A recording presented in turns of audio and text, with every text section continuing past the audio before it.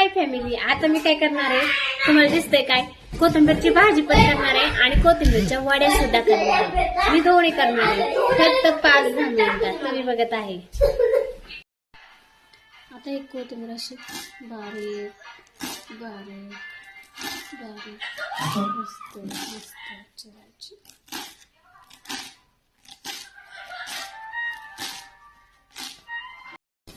नमस्कार फॅमिली, आता आपण करणार आहे कोथिंबीरच्या मस्त मस्त वड्या. कोथिंबीर घ्यायची, चिरायची, स्वच्छ धुवायची. आता हे लाल तिखट आहे, हे टाकायचं चवीनुसार आणि हे बेसन आहे चवीनुसार टाकायचं बघा. आणि हे पांढरं तीळ आहे ते बी थोडस टाकायचं म्हणजे छान छान असा कलर येतो. ओके. आणि मस्तपैकी असं घट्ट घट्ट घट्ट घट्ट थोडस पाण्याचं हे टाकायचं, घट्ट घट्ट मळायचं. नुसतं बेसन पिठात नाही करायचं, बाजरीचं पीठ थोडस नगभर गव्हाचं पीठ करून आपलं करत राहायचं. कळलं का फॅमिली? धन्यवाद. स्टॉप.